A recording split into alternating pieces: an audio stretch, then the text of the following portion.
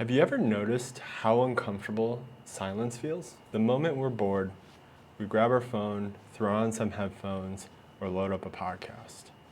But what if boredom, silence, or distraction-free walking could be exactly the thing our brain needs? What's up, guys? Thank you again for finding me. I got some very, very valuable information in these videos. So I would recommend this be something that you definitely can listen to just while doing something else. Just make sure that you're paying attention to this. And the ironic thing is everything I'm going to talk about is going to pick on you right now for watching this video on your phone. So first thing I want to talk about is the ruminating brain and our default mode network. So when your mind wanders, whether you're daydreaming, recalling a memory, or imagining the future, you're tapping into something called your default mode network. This is a set of brain regions that light up when we're not actively focused on a task. This is where we ruminate, where old thoughts repeat themselves, sometimes in a loop over and over.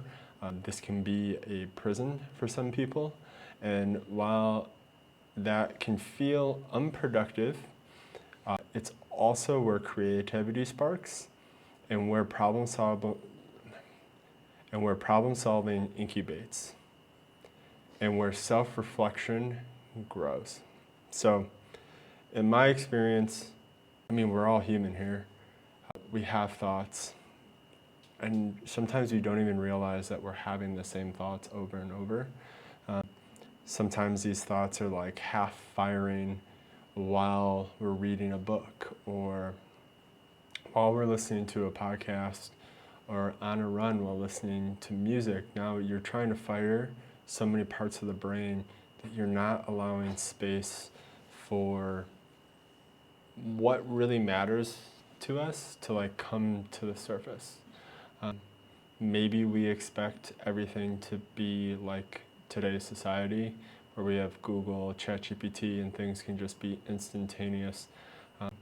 But I believe that taking these moments of self-reflection, whether it's a walk, journaling, or meditation, a yoga practice. For me, in the beginning of my training, it was strength training, but just basically a place where we can have self-reflection to think about what's really important to us. And another thing I'll get into is I think there is a clear difference between thoughts and thinking. So even in that little paragraph I just read to you guys, it kind of already hints at the idea of the difference between thinking and thoughts. So when something is on repeat, right, those are thoughts, and sometimes those thoughts are negative. Sometimes those thoughts are us thinking poor things about ourselves. And the truth is that those thoughts aren't who we are, okay?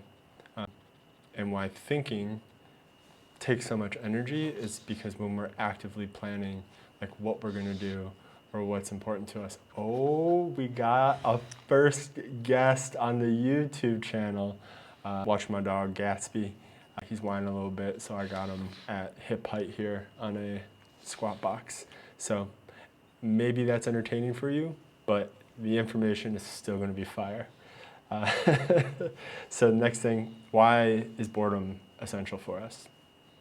When we constantly fill silence with content, we shut down the default mode network, but boredom is not a waste of time. It's the soil where new ideas grow. Allowing yourself to be bored without numbing or distracting creates space for insights you can't script or force. So a lot of problems, again, do take time to solve. We can ask for advice and consultation, but if we're truly being our authentic selves, we want to come up for the answer to these things on our own. Sometimes we have decision fatigue, but in my life experience, most people like to figure things out on their own. So guidance typically in coaching works a lot better. than telling someone exactly what to do. And then when that person kind of hits a snag and they ask for help, that's sort of when you advise or give further information to continue to help progress that person and whatever they're trying to do. But yeah, I just think that this boredom is something that is actually scarce nowadays. Just a lot of times people are on 2 or 3 screens at the end of the day. You're not thinking, you're on autopilot, and this makes you never figure out or become creative or inspired, to try something new. And one of my favorite things mentioned up above was walking without distractions. The reason why I like this, just over the course of my life, there are a lot of really great thinkers who have avidly recorded and talked about how they would walk in the middle of their day to help themselves solve problems. But along with that, when I was in one of my psychology classes and we were learning about the brain, some of you might know when we're physically active, say riding a bike, my body will allocate more blood to my legs because that is what the body is using at the moment. And it will take blood away from organs that it doesn't need at that time, like the brain or maybe your kidneys, right? Versus this is the only time this happens is when we walk. That is the only time the blood oxygen actually increases to our brains. So somewhere 90, 100 beats per minute roughly on our heart rate, so a slightly elevated heart rate. It's not high enough where the body feels like it needs to divert oxygen away from anything, but it does stimulate more oxygen to the brain, thus allowing us to maybe have a more creative idea come out of nowhere or a better grasp on how to solve a problem. And it's simple, right? Not a treadmill walk with Netflix, not a jog with your favorite playlist. I know a lot of us kind of try to distract ourselves from maybe the activity that we don't really want to be doing, and we're well, I'm learning. And that's a great strategy as well for the activity, but still allowing yourself to hear your breath, pay attention to your thoughts. It also lets your limbic system, the emotional part of your brain, recalibrate and integrate experiences and regulate stress. Think of this as giving your brain a chance to file away what's been building up during the day. Okay, so just taking that second to kind of recalibrate and adjust. So back to the limbic system. We have one limbic system, and it's in lifelong development. Majority of that is going to happen when we are kids, and unfortunately we don't have control of it in that development, from the nutrition you get while you're in the womb to your environment growing up. This all basically affects how our limbic system develops. And once we're done growing, we have the same limbic system for the rest of our life.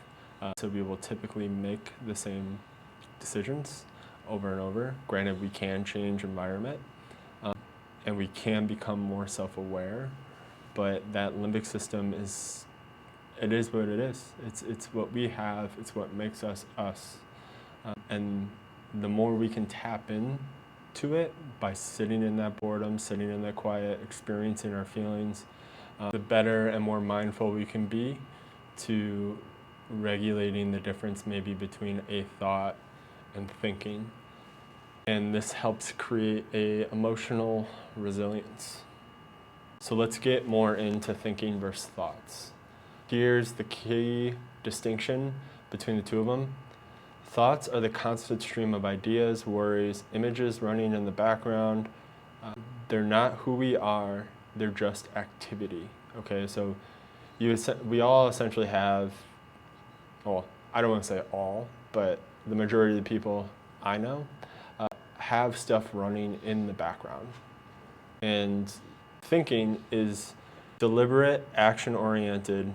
It's what happens when we take a thought, reflect on it, and decide to do something. So this is like a planning stage and then sticking to that plan, whatever that is. And there is a challenge between getting through this cycle of thoughts and thinking and really teaching yourself over time through practice, right? We're not going to be perfect at this.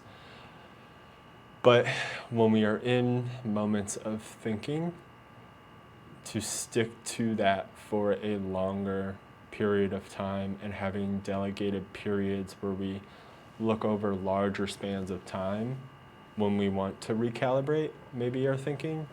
But when it comes to thoughts, something that is helpful that I have been doing lately, maybe some of you know in relationships, we don't want to use accusatory language when we talk to people. Things like, you are the reason why X.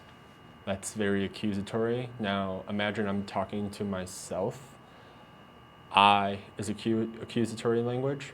I really suck. I messed up. My diet wasn't perfect, and that makes me a failure. Instead, you can talk to yourself in the second person.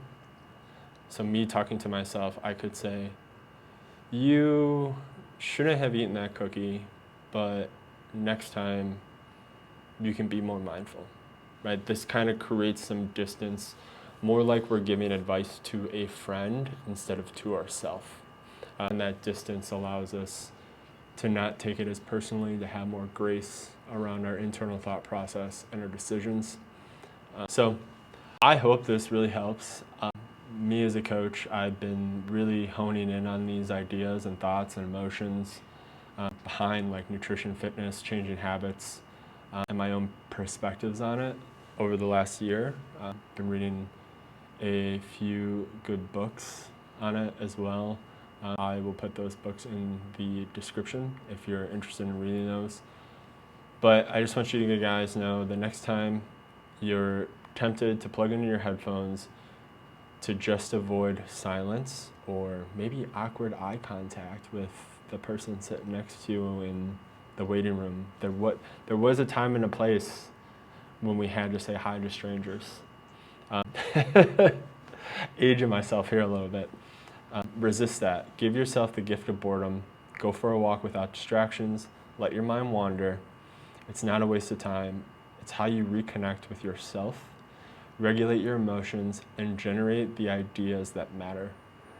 Because at the end of the day, we are not the thoughts that loop in our head.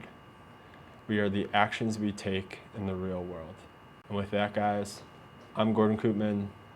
My coaching business, personal training, nutrition, is St. Ron Training. I'm going to try and make videos like this every week, long form. So subscribe if you stuck around to the end. It's super, super appreciative. And as I see subscribers go up, that is just gonna change my internal dialogue to be like, ooh, I'm teaching people something, it's making a difference, and that is what's important to me. So comment anything you guys want if you want to get deeper into conversations and just like go back and forth on stuff. I would absolutely love that. Thank you very much for your time. Have a great day wherever you are, and stay strong.